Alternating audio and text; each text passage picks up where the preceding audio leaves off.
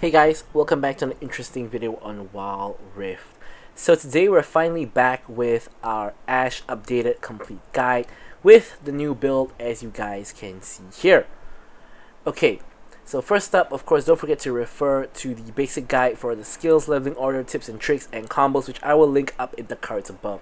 And without further ado, let's jump straight into her loadout, starting off with the items. So, the first thing before I even get into the items is I'm going to talk about the lack of a item, which is the lack of Essence Reaver. Now, initially, I thought Essence Reaver would be a pretty good item on Ashe because, you enhance your attack by 20% at level 1, and considering how much you spam Q, you would think that this is a pretty useful item to have. But when I tested out Essence Reaver, I kind of realized that it wasn't bad, but I kind of didn't really like the playstyle of just spamming W's and all that. I think that just the auto attack kind of playstyle on Ashe, like this on-hit auto attack kind of build, is a lot better than having the Essence Reaver kind of build. I also tried a certain build like something that looks like this. I tried Essence Reaver earlier as well. Didn't really like it. So basically, I think that this is probably not this, but this is probably the best build for Ashe, which is basically the same as the crit on-hit Varus build. So we're going to jump straight into it. First things first, we're going to actually take Immortal Shield Bow. So with Immortal Shield Bow, of course we get the AD crit attack speed and vamp, as well as of course the lifeline and the Battle Furor when lifeline triggers, which did of course get nerfed, but it's still really good. As in the early game you don't get as big of a shield anymore, but it's still a good item overall. And then you move on into the Phantom Dancer, which of course gives you AD crit as well as movement speed, and it's gonna give you a lot of attack speed, total of 55% when you trigger the Spectral Waltz passive, and also of course gives you a lot of extra bonus movement speed. Now this is good for two reasons. Number one, the bonus movement speed allows you to kite, and combined with Ashe's own passive with the slows, this basically allows you to like just run around and people find it really difficult to catch you and lock you down.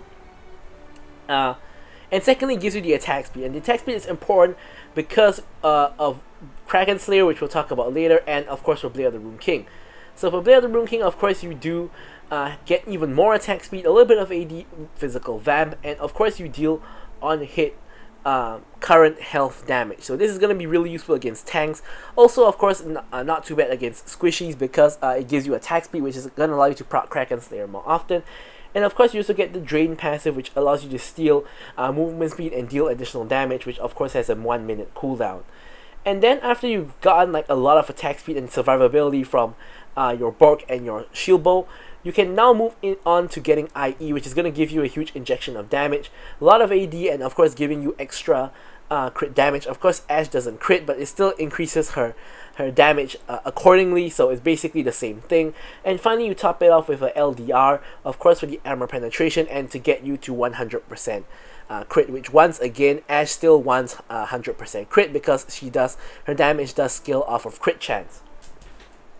Okay, so for her runes, obviously you don't want to take Lethal Tempo because you have more than enough attack speed from items like Phantom Dancer and Blade of the Rune King.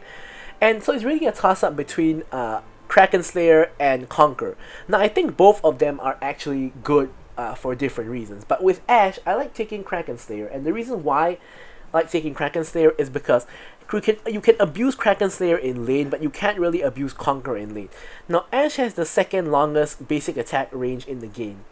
The only person who has longer range than Ashe is actually Caitlyn. Of course, Tristana and Jinx have higher range in the late game, but at base attack range, Ashe actually has the second longest range. So, surprisingly, Ashe can do very, very well in lane if you play her properly, which you will see in the gameplay later on, where you basically are able to bully and like poke people with your auto attacks just because of the range that you have. And with the Kraken Slayer, you can prop the Kraken Slayer and get a bigger health advantage in lane and even score a couple of kills in lane.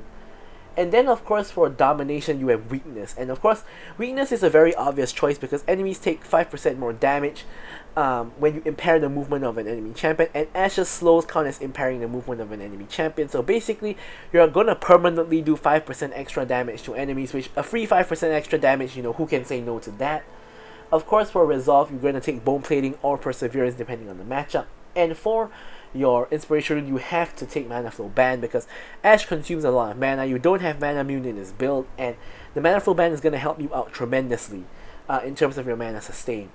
So for the spells, I actually like taking Flash together with Ghost. Ghost is really useful on Ashe because, as I mentioned, you slow with your auto attacks, and with the Ghost you can basically either run people down and they cannot escape you, or you can run away from them and they cannot catch you. So in my opinion, Ghost is amazing on Ashe. Of course, if you need exhaust, you can of course opt for that exhaust. But with all that out of the way, we can now jump into talking about the gameplay. Okay, so now jumping straight into the gameplay. Now, as usual, of course, don't forget to like, comment, and subscribe. Any questions, queries, or remarks, feel free to leave them in the comments below, and we're gonna jump straight into it. So now, in this match, we're against a Draven Blitzcrank. Now, at first glance, this seems really scary, and it is, of course, because you get hooked by Blitzcrank, Draven is going to screw you over, and he's gonna get cash-ins, he's gonna get fed, he's gonna run you over, and the game is over. And if he gets 1 or 2 kills in that manner, pretty much the game is over, at least for you. You're never going to be able to do anything against him. Ashe has no damage. If Draven gets fed, you know, it's over with. But Draven versus Ashe. Ashe is actually a really good matchup into Draven, assuming you don't get killed. And how is that the case? Well, basically, as I mentioned, Ashe has really long range. So she can outrange Draven, and she can attack Draven when Draven cannot attack her. So I'm going to show you guys how this works in a minute. So first, Draven's going to walk to lane. He's going to eat a W together with Blitzcrank. Both of them going to eat a W. And now what we're going to do is we're going to try to attack either of them with the W. Look at this. Here we're going to attack Blitzcrank. Here we're going to proc Kraken Slayer onto Draven. Attack Draven again. Attack Blitzcrank. Slow them down. And you can see I'm still at full health. I've taken 1 auto from Draven right there with the bone plating involved. But Blitzcrank's at half health. Draven has to pop the fruit to bring himself back up to a healthy state. And Red Golden. So here again, we're going to W him, auto him. We don't necessarily have to proc Kraken Slayer all the time, but we can just get in a free auto, get in a free W whenever we can. And when that happens, we're going to accrue an advantage. So here you see we get another free auto in. Blitzcrank looks like he's going for a hook, so here I'm just trying to sidestep the hook. He ends up not hooking. I'm just going to W him, auto attack Draven, auto attack Draven again, proc the Kraken Slayer. He uses his E, I take the bone plating, and here you can see Draven's now below half health. Blitzcrank is at like 3/4 health, I'm still at full health. Janna still at full health, and they really cannot do anything. Janna gets hooked unfortunately, but here I go all in on the Draven. Janna gets the kill, I get exhausted. Blitzcrank flashes, we pop his mana barrier, and here we cannot finish the kill of course because we're still only level 4 and no items. But you can see how it works. So basically, you chunk them out, and if they try to all-in you like what they just did there, you actually win because Draven doesn't have health to fight anymore. So you use your range, you poke him down, and you know, as you guys can see there, Blitzcrank hit the hook on Janna. They thought, you know, this is great, we can get Draven a kill, but no, I can just step in, attack Draven, and destroy him. And that's basically the game plan for Ashe when you're against most champions. Now the only champion you can't do this against is Caitlyn.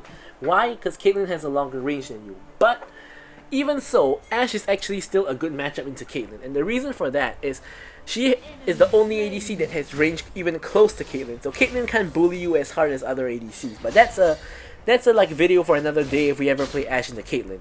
But now, when Ashe into most other ADCs, the whole way you win lane is to do what I'm doing here, which is to just get in a free autos here and there and make sure that they cannot kill you. So here another couple of free autos into Draven. You can see he's at half health already. Blitzcrank tries to step up. He gets a free auto from me as well. Only thing to be cautious of is to not get hooked under tower by Blitzcrank, or not to get hooked by Blitzcrank when they're both at full health. So here, if you get hooked by Blitzcrank, it's not too bad. You know, they're a little bit chunked out already. It could be a winnable fight, and we have Ghost to run away anyways. So here, Draven gets knocked out by Janna. We're again getting a couple more autos in. We finish him off like that. Just like, you know, proc Kraken Slayer, he's gone. Blitzcrank now getting chunked out. You can see, this is not what you would expect when you see an Ashe versus Draven Blitzcrank kind of matchup. Of course, we do have a Janna to help peel for us a little bit. But you know, you get the idea of what's going on here. Again, we're getting another free poke in onto Blitzcrank. And we're just trying to push in the wave and maybe get a plate before going back to base. More poke onto the Blitzcrank, another auto onto Blitzcrank. Here Draven pops the ulti, and I actually get hooked by Blitzcrank, but I don't actually auto attack him, so I don't take tower aggro. And with the help of a Janna shield and Janna ultimate, I'm actually able to survive on 1 HP. Of course, this is basically because Draven has not been able to attack me at all because of how far away I am. And after that, I'm safe. I ghost my way out. I pick up the Immoral Shield Bow, and now Draven is gonna have even more trouble killing me because he has to burn through my Immoral Shield Bow as well, which at this point he's 0, 2, and 0. Not really gonna happen at this point. He's 1k gold down on me, and we've basically accrued a 1k gold over a Draven in like 1 minute here. We're trying to pop the ulti. Xayah actually flashes, so we don't actually hit the ulti. A little bit unfortunate there. But yeah, normally what I like to do is I like to try to hit cross-map ulti. You don't hit them all the time, of course, but even the attempt is good. Most of the time when you hit it, the stun is so long it almost guarantees a kill. Whereas if you use it in lane, of course you can use it to heal, you can use it to get picks in lane as well, but the CC duration is pretty short. So it's kind of a trade-off as well. But of course when you're using it in lane, you're using it for yourself. But you're using it cross-map, you're using it for your team. So you kind of have to choose between which way you want to use your ulti. So here Draven Blitzcrank once again back in the lane. And here you can see I'm again just poking down the Blitzcrank, popping my Q here. Kayn tries to come on in. But we have our jungle Vi with us as well. Becomes a 3v3 and Vi ends up tanking like 2 tower shots for no reason. But thankfully nothing happens here. Blitzcrank whiffs the hook once again. And here we're absolutely fine. You know, we've chunked out the Draven and the Blitzcrank as usual. Here Xayah actually comes down. Kayn gets caught. Xayah comes down. I'm gonna ult the Xayah in the face right here and make sure she can't go anywhere. And I'm stepping aside so I don't get rooted by the feathers. I'm able to finish the kill onto the Xayah and pick up the double kill. Of course, we got one onto the Kayn. And here, once again, we're left in the 2v2 versus the Draven and the Blitzcrank. Just getting another free W in onto them. And here, Blitzcrank steps up for some reason, not sure why. Vi is able to finish off the kill. And here I'm just going to run Draven down under the tower. I have Janna with me for the shield, and Draven is really low.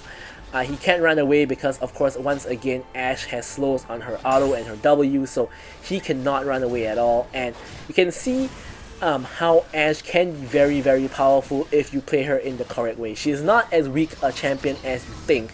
So here Kayn tries to come on in. Here I'm literally just auto-attacking him down. He's nearly dead. Here Xayah comes in to join the party. Again, I auto-attack her down. Shield Bow pops to, of course, save me from dying right there. Here Kayn comes on in. I try to flash for the kill, but didn't really even need to actually. Draven actually nearly kills me / nearly steals the dragon, but both of which did not happen. So once again, I survive. I'm pretty low HP, no mana, so I'm gonna have to go back to base, reset, can get my entire Phantom Dancer in one buy at this point because of how fed I am, and just restore my health and mana, and now we're gonna head back out into the lane. Now as you guys can see here, we're getting incredibly fed, 5, 0, and 3, 2 items, and like 1k or 1.5k up on almost anybody on like the enemy team. Next wave is here. Just gonna farm up the next wave. Herald is of course up, but normally as ADC I never rotate to the Herald. I normally will just stay here to either farm minions and match the enemy ADC, or to just push tower if the enemy ADC rotates. Draven at the current moment happens to be missing, so we don't really know where he is at this point. So here I'm just gonna push down the tower, get some plates. Here I'm going to launch my ulti to see if I can actually land it on anyone. Here I landed on Xayah. You can see Janna flashes forward, finishes off the Xayah. And that is a classic Ashe cross-map play. Here I am able to finish off the tower and get the tower destruction goal. And Kayn is going to actually end up dying. Oh no, he actually doesn't die. He actually ends up killing Varus. Here, because nothing much to do, we're going to actually just go ahead and steal enemy jungle. We're going to pick up this blue buff, which is really helpful for us. You can see here we're on the chase for Blitzcrank. Blitzcrank trying to speed himself up, but he's gonna get slowed down. Here I launch my W and he has to flash my W because he might die to that W, and that's kind of just hilarious. Like flashing Ashe W is just hilarious to me because Ashe is like such a weak ADC, and the fact you have to flash Ashe W is just really, really sad. But yeah, that does indeed happen. And here we can back and we can of course pick up our boots most likely. There we go. We actually get armor boots this match because of how much AD there is on the enemy team. Draven AD damage, Xayah AD auto attacker, Kayn is also AD damage, and the main person we gotta look out for in this match is Kayn. Kayn has gone for blue Kayn. He has Youmuu's. He's 5-3 and 1. The only member on their team who's actually somewhat fed. Everyone else on their team is kind of feeding at the moment, so we're in a very good spot here. We just don't want to just get one shot by Kayn, which if the Kayn knows what he's doing, he's probably gonna go for us because we're the most fed member on our team. so probably want to do that. So here I spot Blitzcrank kind of caught out of position. I'm going to catch him out with the arrow together with Janna's chain CC here. I'm going to try to run him down. Unfortunately, we don't quite have enough damage, and Draven turns up to the party, and we're not able to finish him off. But here we see Xayah on the rotation, so we want to be a little bit careful because she is, of course, rotating toward our lane. Control ward to remove vision in this bush and make sure they cannot see where we're going. And now instead we're just going to rotate over to the mid lane since they're all at the bot lane now, and we can, of course, just push down this mid lane tower. Pick up the CS as well. Ziggs is going for the counter jungle while we're picking up mid lane CS. And here we can see Blitzcrank also rotated to mid as well as Draven. You can see Kayn over the wall here. Kayn doesn't actually do as much damage as I thought. He actually has Conqueror instead of Electrocute, which makes it a lot easier for me to survive, because the Electrocute damage, you know, is gonna hurt if he goes for a full combo on me. So thankfully he has the wrong rune. Either he has the wrong rune or he has the wrong form, because normally Conqueror is for red Kayn and blue Kayn goes for Electrocute. But anyways, here, speaking of Kayn, he's kind of doing a split push at the moment. However, you know, we have Ziggs and I'm really fed, so we're just gonna trade objectives. I'm just gonna go for tier 2 tower, which is gonna be more valuable than tier 1 tower. So here Ziggs can proc passive on the tower. Me and Janna can just blast down the tower, and Ziggs can execute the tower when the time is right. Another hook whiffed by the Blitzcrank here, and we're just gonna kite away. Kayn is in trouble. I'm gonna ulti down and get the stun onto the Kayn. I think Kayn has Merc Treads. He does have Merc Treads because that CC lasted way shorter than what I expected. But either way, you know, we allow our team to catch up and we allow ourselves to pick up a kill. So here, the issue is Janna has backed and so has Ziggs. And for some reason we're picking a fight here. Vi gets hooked and Vi goes down. Here I'm just trying to kite away from the enemy team. Me and Varus both. And here Dragon has spawned. We are down a jungler, and that's not really what we want here. Of course, because we're really ahead, and this should be a free dragon, but you know, we had a kind of int play there. Here Teemo gets caught by Varus ulti, but he is able to actually flash away. Blitzcrank ends up hooking in the Ziggs, but Ziggs is able to go back over the wall and pop the stasis. I get rooted here. Here I'm just trying to run down people, but at the same time I'm wary of Xayah's root. Here I managed to proc Imperial Mandate from the Janna. I managed to finish off the Draven and ulti the Xayah at the same time and pick up the triple kill onto the Blitzcrank right here. So here I go legendary 8-0 and 6, 10k gold. Yeah, just kind of at the moment a flawless Ashe game. Playing everything really well. And now we're gonna go ahead and just pick up this tier 2 tower. And yes, dragon is up, but you know, 4 enemies are dead, so you don't want to tunnel vision and go for the dragon when you can get an enemy inhibitor, which is obviously huge. Like without an inhibitor, there's going to be so much pressure on the lane, and it's a side lane inhibitor as well. And now we can fall back to going to the dragon, although Vi most likely can take it without our help at all, but we're still of course just going to go back that way anyways. Kayn actually tries to come in for a steal. Thankfully Vi secures it. Kayn gets CC'd.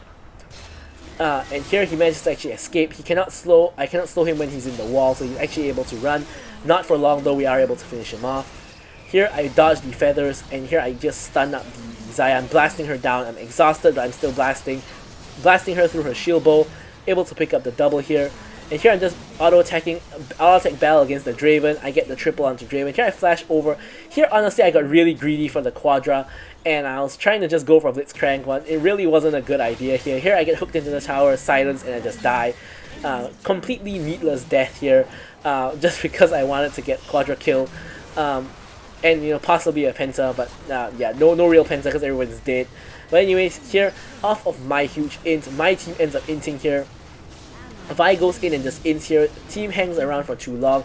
Ziggs just ints as well, and now Janna is getting chased down by Kayn. She tries to flash away.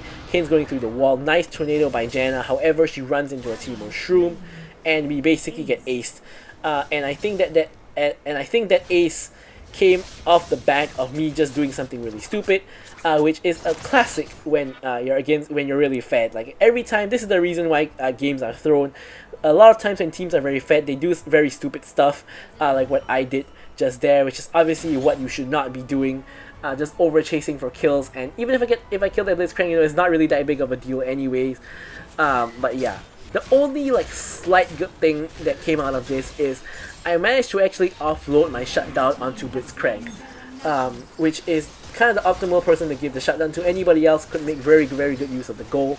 Anyways, here enemy team managed to pick up Baron. Here I'm just kiting away because of Varus' ultimate. And here we're just trying to chase down people to try to make sure they don't come up with the Baron.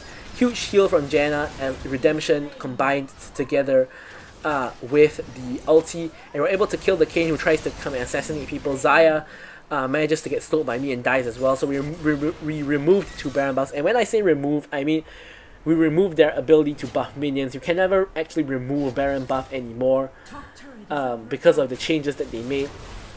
Anyways, here despite losing the Baron and getting aced, we're of course still in the driver's seat because we are like almost 10k gold ahead of the enemy team. So long as we don't throw the game again, we should be absolutely fine. Speaking of throwing the game again, I get hooked into the tower, I pop the stasis on the tower, get knocked out by Blitzcrank and die to the Teemo. So yeah, I'm kind of trolling at this point, not on purpose, but I kind of just, you know, made 2 huge mistakes in a row. I was playing this game late at night, like, you know, at kind of time that I wanted to sleep, and I guess the tiredness got to me. I ended up just doing stupid stuff, which I normally would not do. Here Janna tries her best to save the Vi and is able to indeed get the Vi out of trouble. And yeah, so kind of 2 huge in plays from me there. I was doing amazing, was like 11-0, now I'm 11-2. Even after those 2 deaths though, somehow I'm still 3k goal ahead of like everyone else in the game, which just shows how fed I was at the beginning of the game. The fact that I've now did twice and I'm still so far ahead. I have respawned, but I'm just gonna show you guys what's happening in the fight here. I hit the Ashe arrow onto the Xayah and Varus is able to finish her off. Here we're trying to go for the Kayn, who is an incredibly valuable target at this point in time. Unfortunately, he is able to walk through a wall. I get slowed by a Teemo Shroom. I flash the wall to try to slow him, but he once again pops his E and he cannot be slowed. He flashes away and he's basically able to just run away. He's like 1 HP now, but I don't have anything I can do to reach him. So I'm not going to waste my time chasing him anymore. I'm just going to recall and complete my IE most likely. Nope, no completion of IE. Almost there though. Not last, but the 3rd dragon of the game is spawning in 20 seconds.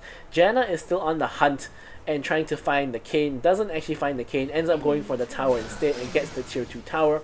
Now only 1 inhibitor tower stands for the enemy team. Of course, we also have 1 inhibitor that did respawn. Here, me and Ziggs kind of trying to set up the dragon area for vision while waiting for our team. We see the enemy team kind of rotating here, so here I'm just quickly I was trying to help the Ziggs pick up the blue buff, but I ended up stealing the buff by accident because the whole enemy team was here, and we didn't want anybody from the enemy team to get the blue buff. So here, enemy team is doing dragon and being done really quickly. Unfortunately, my team, not even my team, my Vi wasn't in position to contest the dragon. Varus was dead and Janna was on the other side of the map. So enemy team is able to actually pick up the dragon. Unfortunately, we don't get the triple dragon win condition, but you know, it's still fine. We're still like, you know, still really fed and we can still probably win. We don't really need that dragon. Elder Dragon is coming up in 30 seconds, so it's really soon. The new like Elder Dragon spawning time makes it such that from the 3rd dragon to the Elder Dragon is actually really short amount of time, which is pretty interesting. Now here I spot Kayn pushing aside. I have my ult available and I think he's gonna get baited here. So here he has already popped his Q here. So I'm gonna stun him. I'm just gonna auto attack him down before he can run away this time.